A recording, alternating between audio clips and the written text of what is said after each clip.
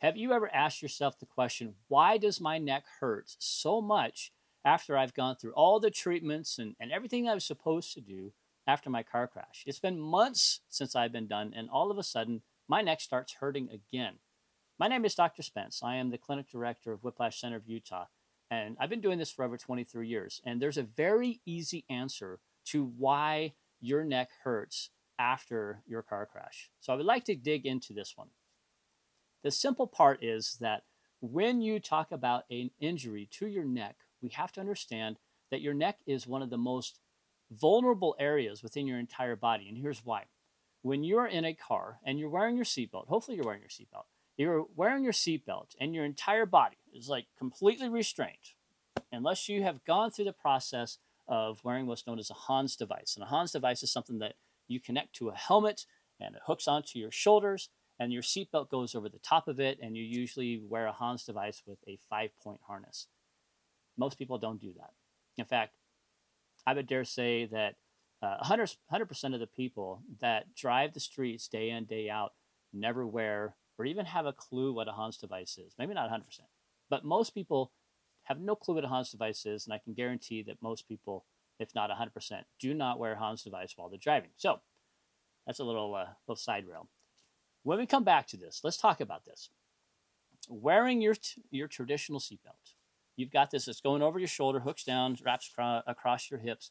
And when we start thinking about an impact, let's say that you're the one that hit somebody, like head on or T-boned, or somebody pulled out in front of you. It doesn't really matter. Say that you are wearing your seatbelt. Everything is restrained. Your body goes like this and your head goes like that. Now, we have to also understand that our ligaments are the things that structurally hold your spine together. And if you do not have strong ligaments within your spine, then you are very, very susceptible to big issues that can happen within the ligaments. So when we talk about the type of impact that the head goes throwing forward, or let's say you get rear-ended and your head goes snapping backwards, now all of a sudden you have the forces that are going against what the ligaments can handle. And you can do this thing called a tear. Now, we deal with tears on a regular basis. Most people don't realize that they've torn something. And in fact, when somebody first gets into a crash, there's so much adrenaline that is happening that the likelihood of there being any real indication of a micro tear is really small. It happens. People get sore, people get stiff, but the micro tears are the things that people don't quite identify. And here's why. Your ligaments do not have any type of a blood supply or very little blood supply, and the nerve endings are pretty micro. So that means that you don't necessarily feel the injury itself. Now, the more that you deal with an injury, or the bigger that the tear is, so if we go from a micro tear to a macro tear, little to big, now all of a sudden you can definitely have more of that injury feeling. But that doesn't quite answer why, after years or months, or sometimes even weeks after you're done with your treatment, that all of a sudden the symptoms start returning. And here's the reason behind this.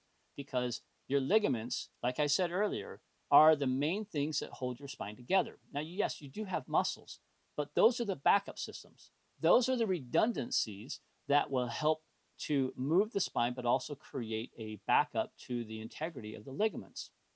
If you've torn them, or if you strain them or stretch them out beyond what they can handle, the more that you have this stretching, the more that you have a possible tearing, the more you have the potentials of that injury being still present. Here's the hard reality. A torn ligament is a permanent injury. You look it up in the books, torn ligament is a permanent thing. You will deal with this for the rest of your life. And so you may go through the process of getting your spine to feel better, and you don't have the same symptoms. And then all of a sudden you stop doing your chiropractic, or you stop doing your physical therapy. And then all of a sudden things start to creep back in. And again, it might take some time. But if you do take the precautions to be able to maintain all the treatments and everything that you've done before, then the injuries, the symptoms that can come from that are minimized. So if you've not done what you're supposed to do, then the potentials of these symptoms returning becomes exponentially greater. And the greater the potential is, the more that you have the injuries that are going to return. So when we start talking about this and we start thinking to the details of it, when you are dealing with an injury to the ligaments and you've not strengthened the backup system, also known as the muscles that are attached to the spine. Now, I'm not talking about these big ones that are along this side. Now, let's be honest, mine aren't that big. But if the muscles that you're talking about here within your neck are not strong enough to support the ligaments, then they are going to, over time, become weaker and weaker.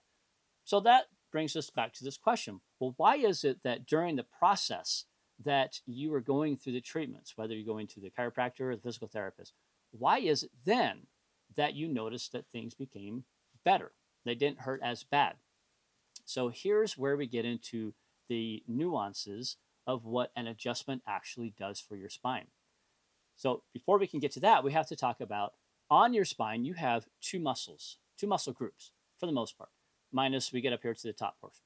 But for the most part, the rest of your spine, you have two muscle groups. You have the multifidus and you have the rototors. Now, unless you have studied anatomy, you probably didn't even know these muscles existed.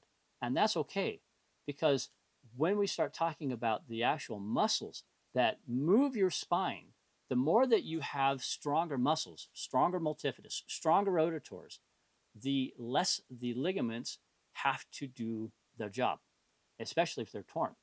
So during the adjustments, what happens is that when you adjust that spine, and regardless of how you get it done, if the spine moves, then one side of the muscles is going to get stretched out. And if that muscle gets stretched out, based upon the nature of a muscle, it's going to contract. If you've ever had your reflexes checked, basically you are stretching out the ligaments, stretching out the tendons. And inside those tendons, you have this little thing called a Golgi tendon apparatus. Now, when you stretch this out, that's going to cause a little signal to go up to the brain, and the brain's going to tell the muscles, go ahead and contract. But the interesting thing about this is that the signal that comes from the muscle splits. And the one signal goes all the way up to the brain, and the other signal goes right to the spine, where it turns around and then goes right back down to the muscle. So if you're doing the reflexes on your tricep, you tap here, your arm flicks out like this, and all of a sudden that signal goes up, splits, goes to the brain. Brain says, yes, go ahead and contract, but don't contract that much. And the one that goes to the spinal cord says, woo, we're going to go ahead and we're going to contract. So it contracts that muscle, but the signal, if it can't get to that area in time, then it's not going to contract the way it's supposed to, and oftentimes it contracts too much. But that's a different video. So let's focus on this. When you stretch out any muscle at all, by nature, it's going to contract. And if it contracts, it's like it just went to the gym and it lifted weights and it became stronger. And if you go on a regular basis, you actually do a care plan or a treatment plan for your whiplash or your car crash injury, then what's going to happen is that those muscles over time are going to get stronger and stronger and stronger, which means that the ligaments have to work less. And the ligaments are working less, and the muscles are working more, and they're stronger. But if you don't maintain this, well, you know what happens. Muscles will start to become weaker again. And so this poses the encouragement of, you have to do what you have to do to strengthen the muscles that are attached to the spine. And if you can't do that, just understand there is going to be a little bit of a decline. And if the muscles become weaker and the ligaments then all of a sudden have to start working again, they're not able to. They don't have the strength to make that possible. And so if they're not strong enough to do what they're supposed to do, then the muscles that are weak are incapable of doing what they're supposed to do. Your symptoms are going to return. Now, how soon that returns is completely dependent upon the individual, with their lifestyle, with their injury level, and with many factors such as nutrition.